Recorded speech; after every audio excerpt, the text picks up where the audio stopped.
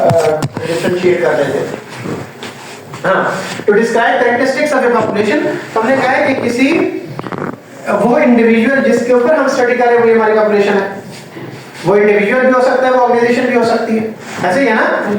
तो एक्चुअल में हम उन कैरेक्टरिस्टिक्स को एक्सप्लेन कर रहे होते हैं और क्या बता रहे होते हैं कि उसकी कंपनी की फीचर क्या है कि कंपनी की सेल बढ़ती है, उसकी परफॉर्मेंस बढ़ जाती है। और एक कंपनी, इंडिविजुअल कंपनी की हम बात करते हैं तो उसकी फीचर का सिर्फ हमने ये बता दिया है कि ये दो चीजें हैं जो एक्चुअल में, या बल्कि पर्सनैलिटी का मैं आपको बताऊंगा। अगर किसी पर्सनैलिटी के ऊपर लिख कर क्वेश्चन अपलोड कर दे और उसके बाद उसको उसका रिस्पांस ले लीजिए तो क्या होगा, मतलब है कि उस इंडिविजुअल की पर्टिकुलरली उसकी जो लाइफ है उसके हवाले से उसने कुछ स्ट्रक्चर्ड एनवायरनमेंट के अंदर और स्ट्रक्चर्ड जो इसके है क्वेश्चन के अंदर जो है वो आपको रिस्पांसेस दे दिए। ठीक है, तो हमने उसकी फीचर्स को जो है वो क्या कर लिया है, डिस्क्राइब कर लिया है।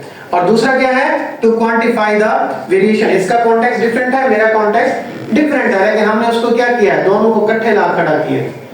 मैंने बताया था ना अभी कि स्ट्रांगली एग्री और सिर्फ एग्री के दरमियान में भी तो कोई चीज होगी कि नहीं होगी। हमने कहा कि आप तो स्ट्रांगली डिसएग्री करते हैं और ये भी स्ट्रांगली डिसएग्री करते हैं और मैं जो है वो सिर्फ डिसएग्री करता हूं, तो बात दोनों की तो कुछ मुझे तो लगता है कि सेम ही है ना। अगर मैं 10% भी मान रहा हूं तो एक्चुअल में मैं किसी तरफ नहीं हूं, और आप वो हैं जो बिल्कुल 100% भी मेरी वो बात नहीं मान रहे जिसको मैं सिर्फ 10% मानता हूं।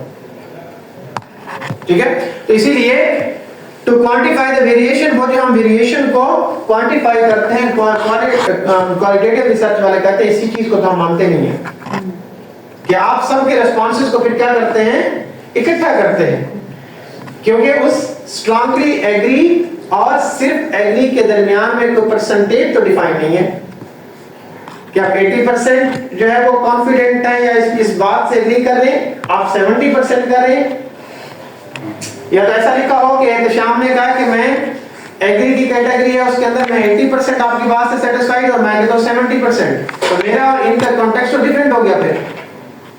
तो यहाँ पे हम वेरिएशन ऑफ कॉन्टेक्स्ट को क्या कर रहे हैं, क्वांटिफाई कर रहे हैं, जिसकी वजह से क्वालिटेटिव वाले कहते हैं कि ये तो कैसे हो सकता है कि दो की बात में थोड़ा सा अगर डिफरेंट है ओपिनियन में, दो डिफरेंट चीजें कह रहे हैं, ठीक है, जैसे मतलब उसका कॉन्टेक्स्ट डिफरेंट है तो फिर उसको क्वांटिफाई करके तो आपने जो है वो एक उससे आउटकम निकाल दिया और उसको जनरलाइज कर दिया जिसको हम नहीं मानते। और to develop the mathematical relationship, फिर वो क्या है, वो रिलेशन क्या है और रिग्रेशन क्या है, यही है ना। तो to predict the causal relationship, वो जो क्यों का आंसर हम कह रहे थे, क्यों का आंसर तो क्वालिटेटिव वाले में दे रहे थे, तो यहाँ पे क्या हुआ कि बस इनके दरमियान में ताल्लुक क्या है, इंपॉर्टेंट ताल्लुक है, सिग्निफिकेंट ताल्लुक है या नहीं है, लेकिन ये सिग्निफिकेंट ताल्लुक कैसे है और क्यों है वो आंसर इसके अंदर नहीं है। सिर्फ ये पता है कि बस ये ताल्लुक है और बड़ा स्ट्रांग ताल्लुक है, क्यों है और कैसे है, कैसे दोस्त बने हैं, तो वो इसके अंदर वो स्टोरी जो है वो हिडन है अभी। टू डिस्क्राइब इंडिविजुअल एक्सपीरियंस और group nouns, to describe the variations. अब हमने कहा है कि मैंने जो बातें हमारी सेम थी उसको हमने एक पॉइंट कंसीडर कर लिया, जिस बात से हम क्या कर रहे हैं, डिसएग्री कर रहे हैं, वही एक्चुअल में थ्योरी बन रही होती है। हर एक पर्सन का ओपिनियन जब डिफरेंट होगा तो फिर हम कहते हैं कि ये यूनिक पॉइंट है एक्चुअल में, जो इनके ज़हन में भी नहीं था, यानी हम चारों में से तीन के ज़हन में नहीं था, इनके ज़हन में बिल्कुल डिफरेंट था। ठीक है, जबकि यहाँ पर हम क्या कर रहे थे, हम उस वेरिएशन को इकट्ठा कर रहे थे। मैं आप 80% किसी बात से एग्री करते हो, मैं 70% एग्री कर रहा हूँ, वो जो 10% का हमारे दरमियान में गैप है तो कुछ तो कॉन्टेक्स्ट डिफरेंट होगा कि नहीं होगा। यहाँ पे हमने ब्लेंड कर दिया है, मर्ज कर दिया है, और यहाँ पर हम क्या कर रहे हैं, उसको भी एक्सप्लेन करने की कोशिश कर रहे हैं। देन है to describe and explain the relationship, वो वही सेम है जो एक्चुअल में यहाँ पर भी हम बताते हैं, और रिलेशनशिप एग्जिस्ट करता है ये भी हम बताते हैं, और क्यों करता है ये भी हम आंसर करते हैं। To develop logical relationship between the phenomena, तो ये जो लॉजिकल वर्ड है ये क्या कहता है कि सेंस मानती है, अंडरस्टैंडिंग मानती है कि नहीं है, वैलिड है या नहीं है, मेरी समझ में बात आती है कि नहीं आती। Data format, numerical concept and constructor quantified by converting into variable, अभी हमने ये बात की, मैंने आपको बताई। And then secondary data is also in numerical form. Textual video tape से, फील्ड नोट से, ऑडियो टेप से, इमेजेस से हम कॉन्टेक्स्ट जो है वो यहां से एक्सट्रैक्ट कर सकते हैं। Concepts are captured in abstract form. मुझे हम कहा था कि आपने इतनी लंबी बात की है, लेकिन उसके अंदर आपने सिर्फ एक चीज हाईलाइट की है। तो हमने क्या किया एक्चुअल में, इसका मतलब है कि हमने पूरी स्टोरी सुनने के बाद उसमें से कुछ जो है वो क्रक्स निकाला है, एक्चुअल में ये बात किसके ऊपर एम्फसाइज करना चाह रहे हैं। And then secondary can have variety of forms like text, images, sounds, videos. तो हम ये कहते हैं कि इसके अंदर हम बहुत सारी चीजें क्वालिटेटिव के अंदर यूज कर सकते हैं। सिर्फ हम इस वेरिएबल के ऊपर ये कांस्टेंट जिनको हमने क्वांटिफाई करके वेरिएबल कर दिया है, तो हम इस तक महदूद नहीं रहते। Flexibility in study design. Okay, अच्छा दो चीजें हैं स्टडी डिजाइन, इसलिए मैंने आपको कहा आप जरा एक चीज नोट करें यहाँ पे अपने नोटबुक में, वो ये है कि रिसर्च ऑनियन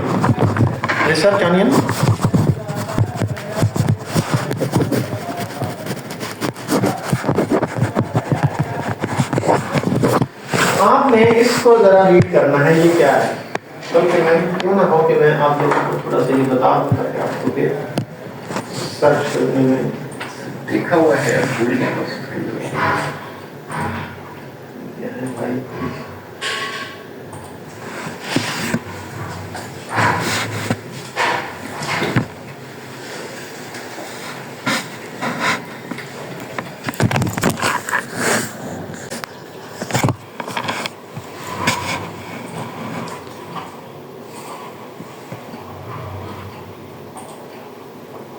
ये नजर आ रहा है आपको?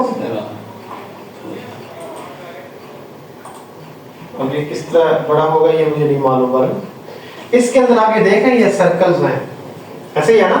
तो इसी के अंदर लिखा हुआ है कि ये रिसर्च फिलॉसफीज हैं, ये डिजाइन है, ये रिसर्च अप्रोच है, ये मेथड टू कैरी आउट है, ये एनालिसिस का तरीका है। तो ये एक्चुअल में यानी रिसर्च फिलॉसफी से लेकर फिर रिसर्च अप्रोच से रिसर्च डिजाइन की तरफ लेके जाता है।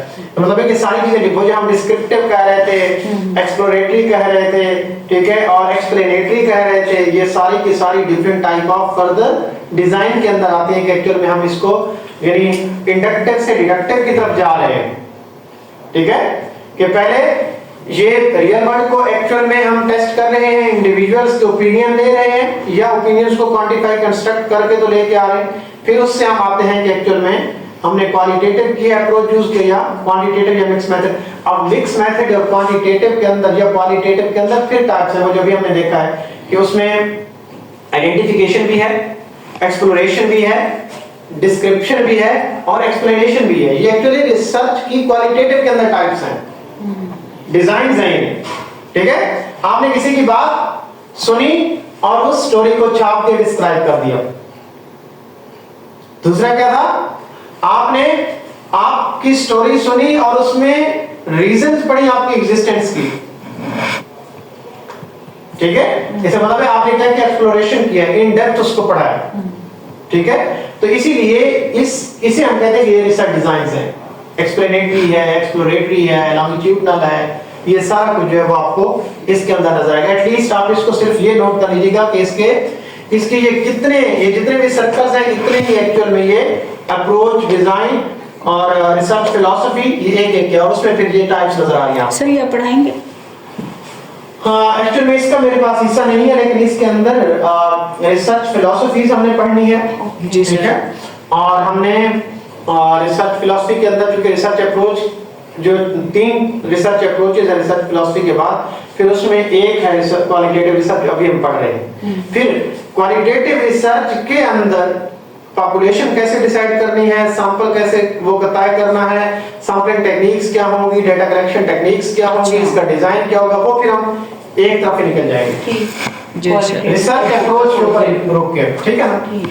सर इंडक्टिव और आपने कॉल डिडक्टिव इंडक्टिव और डिडक्टिव अप्रोच, सर नहीं। ये भी रिसर्च की अप्रोचेस ही भी कहलाती हैं। ये भी क्वालिटेटिव जो रिसर्च है उसके अंदर जो हम थ्योरी बिल्ड करते हैं उसे हम कहते हैं ये इंडक्टिव अप्रोच है। हम कोई नई चीज जो है वो क्या कर रहे हैं, उसको इंड्यूस कर रहे हैं, या समझ लीजिए कि उसको जो है वो निकाल रहे हैं या प्रोड्यूस कर रहे हैं। Yes sir. डिडक्टिव क्या है कि पहले से कोई चीज है उसे अप्लाई करें। नहीं रिफाइन कर रहे हैं और कंप्रिहेंसिव करके शॉर्ट कर रहे हैं। तो थ्योरी के अंदर हमने ये कहा कि क्वालिटेटिव रिसर्च जो है वो थ्योरी बिल्ड करती है। यस सर, वो इंडक्टिव होगी। वो क्या इंडक्टिव होगी, क्वालिटेटिव। हाँ, और क्वांटिटेटिव जो है वो डिडक्टिव है कि उस थ्योरी को वो क्या करती है, रिफाइन करिए उसको जी वैलिडेट कर रही है। सर आपने एक और अभी वर्ड यूज किया, लॉन्गिट्यूडनल। हाँ, ये आप पढ़ेंगे तो फिर आप मुझे भी थोड़ा सा सिखाइएगा, क्योंकि मुझे नहीं मालूम कि ये लॉन्गिट्यूडनल क्या है, टाइम सीरीज क्या है, इस तरह की चीजें। ठीक है सर। देखो, अगर मैंने आपको असाइनमेंट की शक्ल में दिया है ये पढ़ने के लिए कहा, तो इसका मतलब ये है कि आप थोड़ा सा इसको पढ़ के भी आएंगे, और अगर आपको कोई क्वेश्चन होगा तो उसको मैं फिर आपको जी सर, जी सर। ठीक हो गया।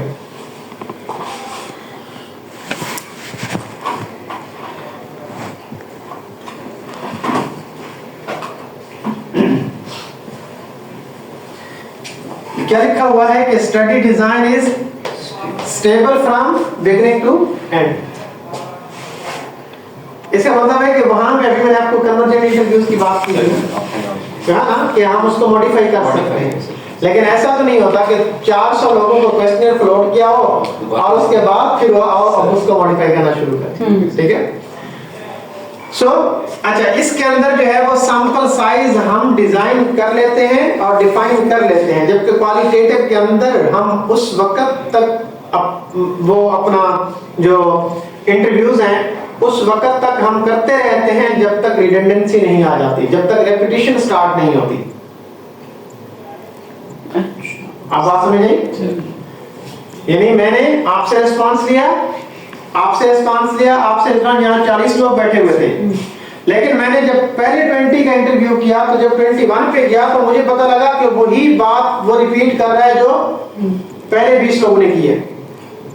अब कोई नई चीज जो है वो मेरे सामने नहीं आ रही, कोई नई डायमेंशन, कोई नया एस्पेक्ट, कोई नया कॉन्टेक्स्ट मेरे सामने पर्सपेक्टिव नजर नहीं आ रहा, तो मैं अपनी रिसर्च वहीं पे वो जो डाटा कलेक्शन है वहीं पे स्टॉप करता है। इसको एक और वर्ड यूज करते हैं, दैट इज सैचुरेशन।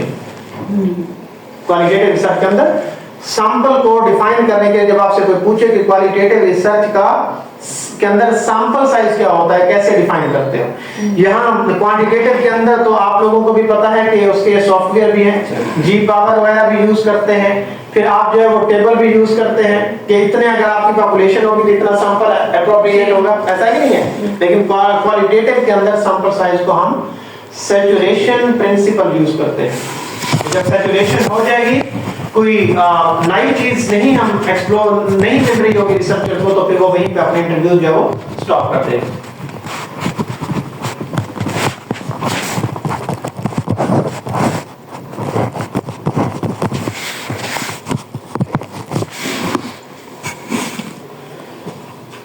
ये जो दूसरा पॉइंट है, जब आप नोट डाउन कर लें तो ये दूसरा पॉइंट जो है इसको पढ़ें, इसकी क्या अंडरस्टैंडिंग है आपको। This one.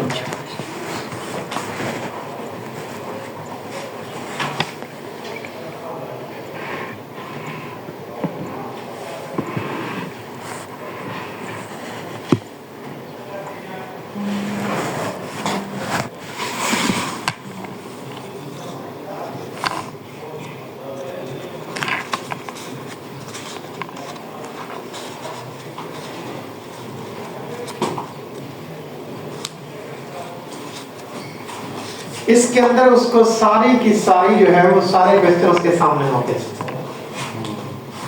क्वांटिटेटिव के अंदर, ऐसा ही है ना।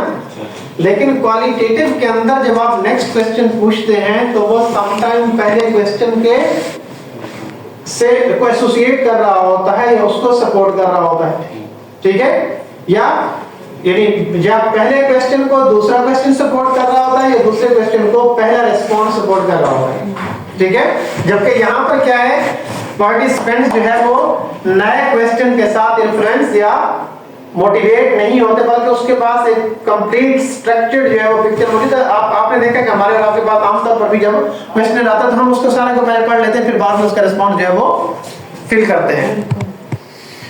Okay, so study design is subject to statistical assumption and condition. हम क्या कहते हैं कि ये इनका एक दूसरे के दरमियान में रिलेशनशिप है या नहीं है। वो जो वैलिडेशन ऑफ क्वेश्चनियर हम करते हैं क्वांटिटेटिव के अंदर, उसके अंदर क्या करते हैं कि उसकी वैलिडिटी चेक करते हैं इंस्ट्रूमेंट की कि जो क्वेश्चन इसमें हमने लिखे हैं वो सही है या नहीं है। यहाँ पे और अज्यूम क्या करते हैं कि हम जब वो अडॉप्ट कर रहे होते हैं या अडैप्ट कर रहे होते हैं तो हम क्या करते हैं, हम ये देखते हैं कि इसका जो है वो आर स्क्वायर देख लिया जाए। ऐसा है कि नहीं है?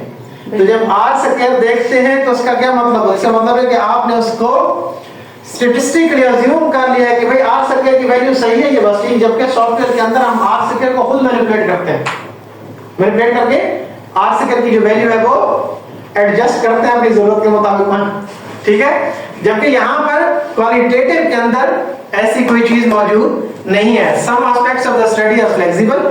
वो जो अभी मैंने आपको बात बताई है कि अच्छा इसमें ये भी होता है कि जो रेस्पोंडेंट है, रेस्पोंडेंट की एक्सपर्टीज और उसकी अवेलेबिलिटी और उसकी इंटेंशन के वो आपको रिस्पांस अपना रिकॉर्ड करवाना चाहता है या नहीं चाहता, तो ये मैटर करता है। और दूसरी चीज ये कि participant responses affect how and which question researcher ask next.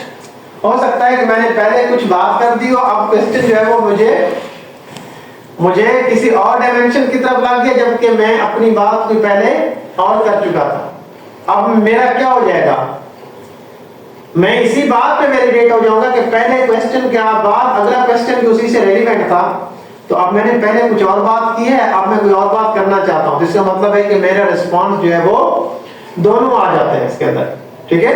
जबकि यहाँ पर क्या था, यहाँ पर यह था कि एक रिस्पांस आपके सामने है, यानी क्वेश्चन सामने है जिसमें रिसर्चर ने आपको बिल्कुल क्या कर दिया है, बाउंड्री कर दिया है, इनसर्कल कर दिया, इससे बाहर नहीं जा सकते। जबकि यहाँ पर क्या है, यहाँ पर आपके पास आपने पूरा रिस्पांस दिया, 5 मिनट की बात की, आगे जब क्वेश्चन आया आपने कहा ये क्वेश्चन तो सेम लगता है और आपने रिस्पांस कोई और दे दिया ऐसे, इसका मतलब है कि आपके रिस्पांस में क्या आ गया है, कंट्रास्ट आ गया। या जैसे हमने यहाँ पे मैंने आपको एग्जांपल दी कि आपको पहला क्वेश्चन आपने किया और रिस्पोंडेंट ने आपको उसका रिस्पांस किया। जब आपने सेकंड क्वेश्चन किया तो उसने पहले वाले क्वेश्चन से इसको सपोर्ट करने की कोशिश की है कि ऑलमोस्ट उसी से ही मिलता जुलता कोई चीज है। या फिर ये होता है कि मुझे एक याद पड़ता है, मैं गया एक कंपनी है, आप सब लोग सब जानते होंगे, पैकेजेस को, पैकेजेस के सीएफओ के पास गया तो उससे इनिशियली मैं भी पूछ रहा था जो डेमोग्राफिक में, अच्छा डेमोग्राफिक हम क्वालिटेटिव के अंदर भी पूछते हैं, ठीक है। उसकी वजह ये होती है कि वो हम जो क्राइटेरिया सेट करते हैं कि किस पर्सन की मैं इंटरव्यू का वो इंटरव्यू लूंगा, मेरा रिस्पोंडेंट कौन होगा, तो उसमें ये देखते हैं कि उसकी एजुकेशन ये होनी चाहिए, उसकी क्वालिफिकेशन ये होनी चाहिए, उसका एक्सपीरियंस ये होना चाहिए, ठीक है, उसका जो सब्जेक्ट है वो किसका एक्सपर्ट होना चाहिए। तो ये चीजें जब चूंकि हम पहले डिसाइड कर चुके होते हैं, फ्रेम कर चुके होते हैं, तो हमें एग्जैक्ट वही रिस्पोंडेंट चाहिए होता है। तो हमारा वो इंटरव्यू जब अच्छा एग्जामिनर समटाइम ऐसे होता है जैसे आप लोग बैठे हैं तो मैं वो प्रेजेंट कर रहा हूँ और मैंने जब बताया कि मैं इतने लोगों से इंटरव्यू किया है तो एग्जामिनर आगे कहता है कि जरा वो लिस्ट निकालिए जिनसे आपने इंटरव्यू किए हैं, वीडियोस या ऑडियोस इंटरव्यू के रिकॉर्डिंग जो है वो जरा निकालिए। मैंने फोल्डर निकाला तो यहाँ पे 30 लोगों के जो है वो इंटरव्यूज मौजूद है। अब उसने कहा ऐसा कीजिए आप 21 नंबर को जो है वो रन कीजिए। तो 21 नंबर को रन किया तो डिस्क्रिप्टिव पूछे हुए नहीं है उससे, जिस क्राइटेरिया की बेसिस के ऊपर आपने उसे क्या किया था, आपने उसे सिलेक्ट किया था अपना इंटरव्यू या रिस्पोंडेंट, तो आपने वो क्वेश्चन ही नहीं पूछे।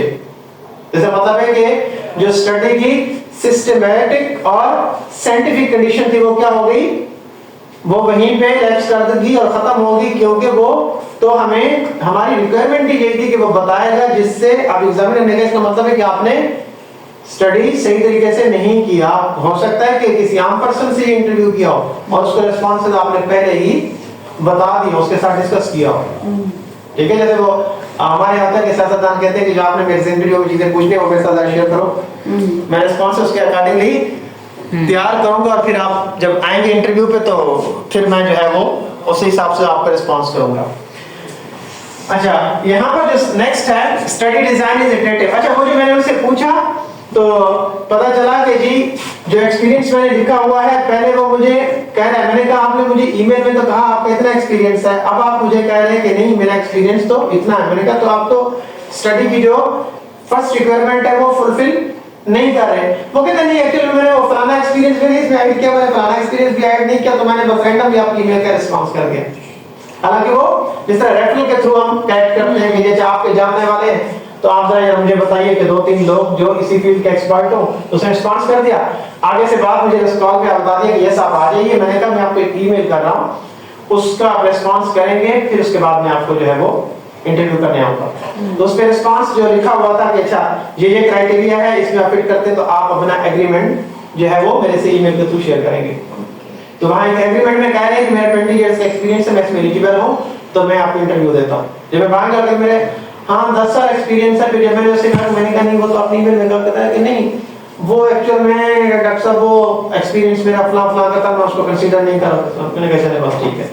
मैं कहा फिर आपसे ही यहाँ पे जो रिगार्डिंग शुरू हो गया, तो आप मुझे सही तो बताओ कि भाई आपका एक्सपीरियंस जो आपने वहां मेंशन किया जो कि आप फिल कर चुके हैं, तो वही क्वेश्चन आपके पास अगेन आ गया है, लेकिन पहले रिस्पांस कुछ और है, अब रिस्पांस आपका डिफरेंट है। सो study design is iterative. Iterative का क्या मतलब होता है? इसका इटसेल्फ अपना ही यूनिक है जो कि फ्लेक्सिबल है, उसके अंदर आप चेंजेस कर सकते हैं। अभी मैंने आपको कहा है कि अगर क्वालिटेटिव रिसर्च के अंदर आप कंफ्यूज हैं, अब आपको लगा कि भाई मैंने करनी तो थी एक्सप्लोरेटरी स्टडी, लेकिन अब जो इंडिविजुअल जो रिस्पांस दे रहा है ये बहुत सारी चीजें ऐसी हैं जो मुझे नहीं बता रहा जो व्हाई और हाउ का आंसर है, तो मैं क्या कर सकता हूं? मैं इसी की स्टोरी को क्या कर दूं, डिस्क्राइब कर दो और इंटरप्रेट कर दो, तो वो स्टडी क्या होगी, फिर वो एक्सप्लोरेटरी से डिस्क्रिप्टिव की तरफ आ गई। तो रिसर्च डिजाइन जो है उसके अंदर फ्लेक्सिबिलिटी मौजूद है। Which method is better? अब है कि हमें जजमेंटल होना है कि क्वालिटेटिव सही है या क्वांटिटेटिव सही है। Which approach is appropriate? So both methods are useful and needed in business management, social science or any other field of interest. Okay, और ये जरूरी नहीं है कि हर जगह पे हम क्वालिटेटिव रिसर्च को जो है वो अप्लाई करें। जैसे हमने कहा कि अगर पंजाब की किसी एक डिस्ट्रिक्ट के अंदर जो स्टडी हुई है रीजन के अंदर, और उसी इश्यू को हम किसी दूसरे डिस्ट्रिक्ट के अंदर भी करना चाहते हैं, तो why we need not to go for qualitative, हम उसको क्वांटिटेटिव बेस के ऊपर भी कर सकते हैं। क्यों? क्योंकि हो सकता है कि पंजाब के उन दोनों रीजन्स का या उन दोनों जो डिविजन्स हैं एक्चुअल में उनके जो एनवायरनमेंट है, सर्कमस्टेंसेस है, जो कल्चर है वो एक दूसरे से मिलता जुलता हो, तो फिर हमें एक्सप्लोरेटरी स्टडी करने की जरूरत नहीं है। तो एक्सप्लोरेटरी कब करेंगे? जब ये चीजें जो हमने शुरू में डिस्कस की हैं वो एक दूसरे से डिफरेंट हो। एक सोशल सेट के अंदर, एक सोशल ग्रुप के अंदर, एक कम्युनिटी के अंदर, एक सोसाइटी के अंदर डिफरेंट है और दूसरे के अंदर बिल्कुल डिफरेंट है। तो फिर हम क्या करेंगे? हम पहले एक का रिस्पांस लेंगे क्वालिटेटिवली और अब दूसरे का भी क्वालिटेटिवली रिस्पांस लेंगे, क्योंकि वो एक दूसरे से बिल्कुल डिफरेंट है। So both are important, can be rigorous. तो रिगरस कैसे हो सकती हैं? मतलब उसका प्रोसीजर और प्रोसेस जितना स्ट्रिक्ट होगा, इसका मतलब है कि उतनी ही हमारी जो स्टडी होगी वो ज्यादा से ज्यादा रिफाइंड होगी। आप सबको ये बात शायद मालूम होगी कि सिस्टमैटिक और साइंटिफिक की जो डेफिनेशन है, सिस्टमैटिक और साइंटिफिक की जो डेफिनेशन है वो अगर मीट कर रही है, इसका मतलब है कि आपकी स्टडी की जो प्रोसेस है वो क्या है? रिगरस है। और क्यों? क्योंकि जो सिस्टमैटिक है या जो साइंटिफिक है तो वो क्या होता है? स्टेप बाय स्टेप होती है, प्रोसीजर होती है, उसका कोई टीओआर लिखे होते हैं, उसके रूल्स हैं, पॉलिसी होती है कि पहले ये प्रोसेस करेंगे, ये प्रोसेस करेंगे, ये प्रोसेस करेंगे, या अगर ये पहले वाला प्रोसेस नहीं होता, फॉर रिक्वायरमेंट फुलफिल नहीं होती, तो दूसरे पे आप नहीं जा सकते। ठीक है, तो दोनों रिसर्च के अंदर ये बात इंपॉर्टेंट है कि ये कितनी इंपॉर्टेंट है, और अगर सिस्टमैटिक और साइंटिफिक वे में की जाए तो ऑथेंटिक भी होगी और सही भी होगी। Both can be applied around or together. अब हम बात की थी कि हम आप एक एस्पेक्ट से देखना चाहते हैं या इसको वैलिडेट भी करना चाहते हैं। Selection of any one approach depends upon research questions, researcher interest and researcher skill. तीनों चीजों के ऊपर डिपेंड करने होता है। मैंने आपको बताया था कि जो ये वाला पॉइंट है रिसर्चर्स इंटरेस्ट, यहाँ पे रिसर्चर इंटरेस्ट क्वालिटेटिव, क्वांटिटेटिव या मिक्स मेथड रिसर्च के इंटरेस्ट की बात नहीं कर रहे। इंटरेस्ट ऑफ द स्टडी क्या है, मैं फिनोमेना को डीपली देखना चाहता हूं या मैं उसे सिर्फ स्किमिंग या स्कैनिंग करना चाहता हूं। ठीक है, एक चीज। दूसरी चीज ये कि मेरा जो रिसर्च का ऑब्जेक्टिव है या रिसर्च इशू या रिसर्च क्वेश्चन है उसकी डिमांड क्या है, वो हाउ एंड व्हाई का आंसर देना चाहता है या वो व्हाट का आंसर देना चाहता है। ठीक है, इसीलिए अगर हमें उसकी व्हाई एंड हाउ का आंसर देना है तो फिर हमें क्या करना होगा, क्वालिटेटिव रिसर्च की तरफ जाना होगा। और फिर एक और चीज उसने ऐड की है कि रिसर्चर्स की जो स्किल्स हैं वो भी मैटर करती हैं। अगर आप स्किलफुल नहीं हैं किसी एक मेथोडोलॉजी के अंदर तो फिर उसके अंदर आपको स्टडी नहीं करनी चाहिए। जैसे मतलब है कि फिर आप उसके अंदर स्टडी करेंगे जिसकी आपको कुछ ना कुछ बेसिक अंडरस्टैंडिंग मौजूद है, जिसमें आप अपने आप को as a independent researcher accountable कर सकें। ठीक है, ये कोई चीज उसमें मिक्स ना हो जाए। जी आप तक तो नहीं गए? टाइम भी है। अच्छा टाइम हो गया अभी।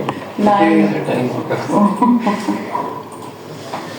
ओके जी, मेरी तो यही हमेशा कोशिश रहती है कि हम थक गए हैं, जब टाइम ओवर हो गया तो इट्स इनफ।